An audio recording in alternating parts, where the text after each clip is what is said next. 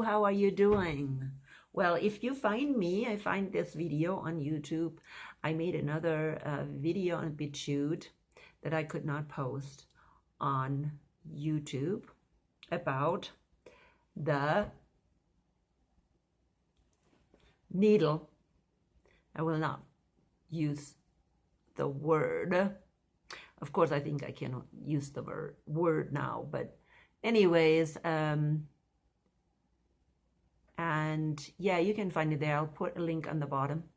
But today I want to talk about something very important. Somebody asked me a while back, and I hope the person is still with me, where do I get all this information about the Jesuits? Well, I just recently, well, today, came across this video, really just actually very thankful, on Yahweh's rules, okay, and it's called Rome's Jesuit Army, part 1 and 2. Part 1 is with a guy called Tom Friess.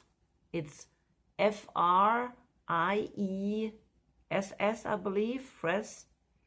And I know him from Chocolate 66, who does a lot of German videos.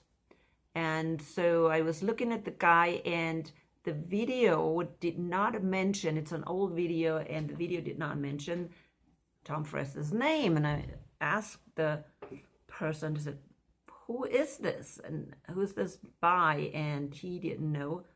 So I was kind of researching, and it is actually Tom Friess who was speaking to a pastor there in the first video. And Tom Friess is very knowledgeable about the Jesuits, and he has done a podcast, I think, called First Amendment Radio, and where he has, I don't remember how many, 101, I'll put it underneath, a link underneath in the comment box. So you can find 101 podcasts, actually, First Amendment Radio, with Tom Friess, a whole hour, and where he just talks about, Tom Friess exposes I think it's the Vatican, the global Vatican exposed by Tom Friess. So I just want to give you that information because people are always asking. I also posted on my Facebook group, Great Deceptions of the End Times, all this information. He mentioned a book that I actually, again, could download.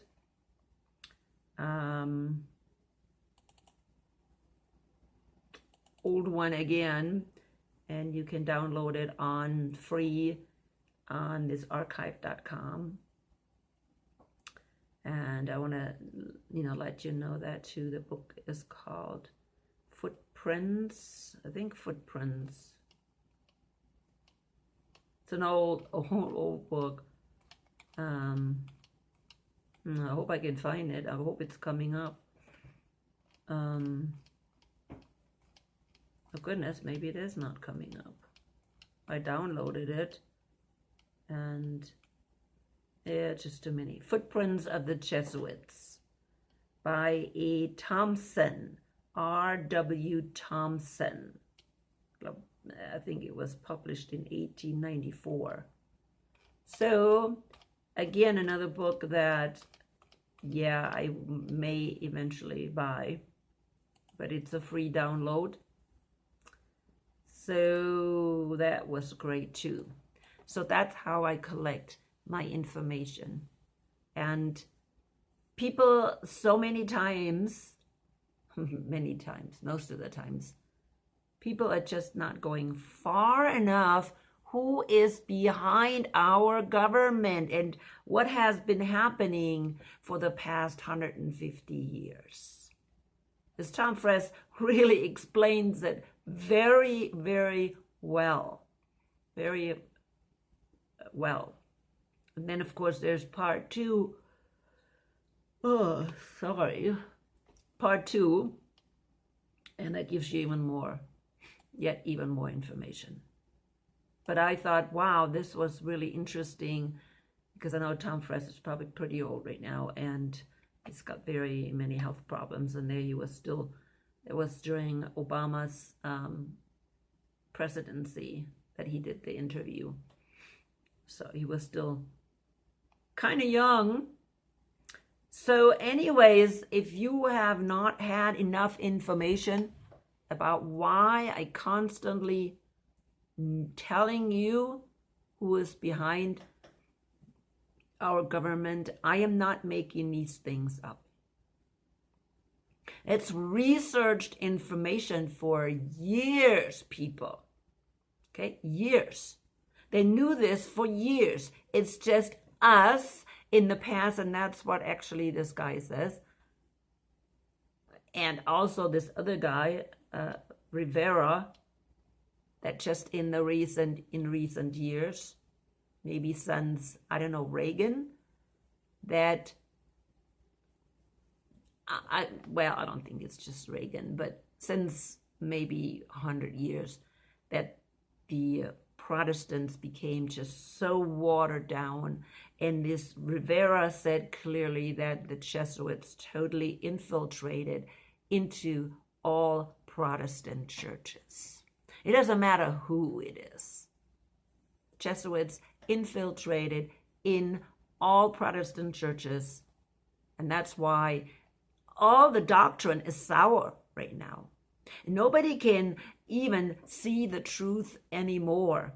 That's why this false idea about this Antichrist is pushed so tremendously, because nobody really goes back to the Bible to read what the Bible really says. And of course, we have totally forgotten what the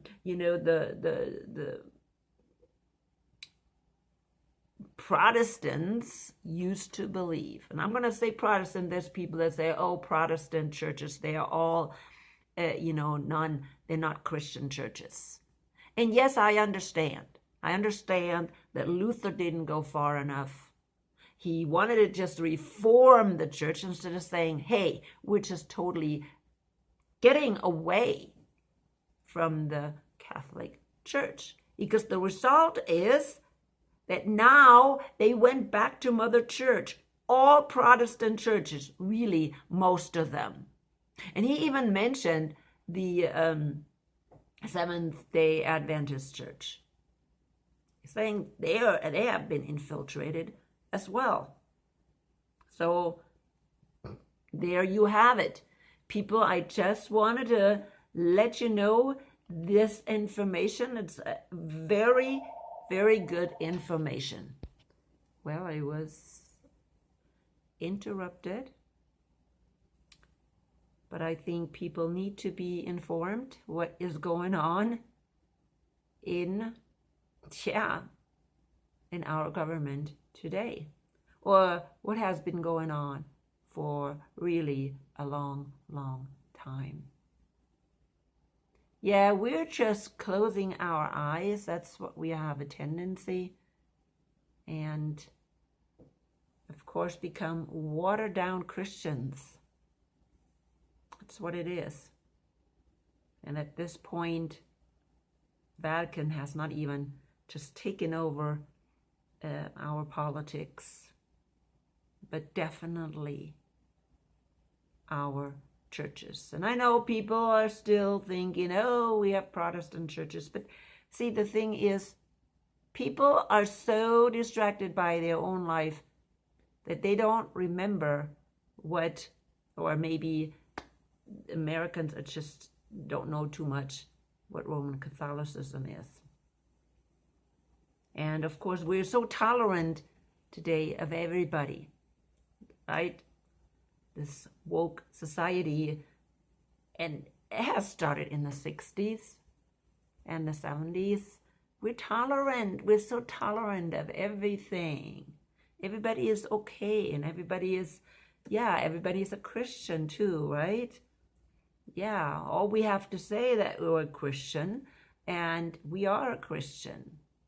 So many say that they are Christians, and people, they're not really just simply following Jesus.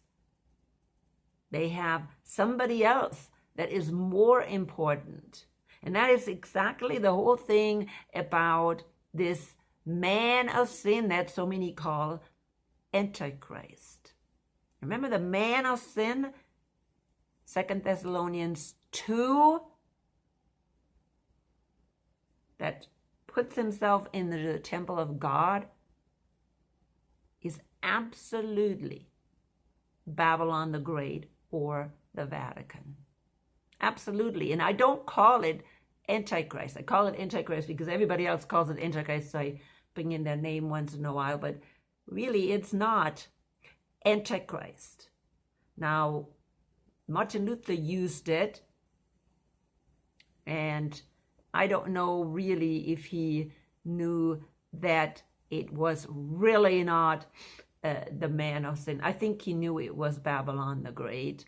So many people know it, okay? So many people in history knew it, that papacy is Babylon the Great, is the man of sin, or the man of perdition. Why have we forgotten it? Why are we ignoring it?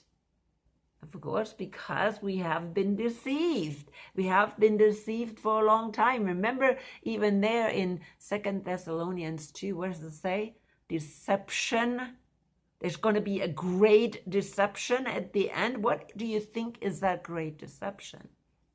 What do you think is that great deception that goes along with this man of perdition or this man of sin? It's the deception that this man of sin will never come out and say, well, I am Antichrist.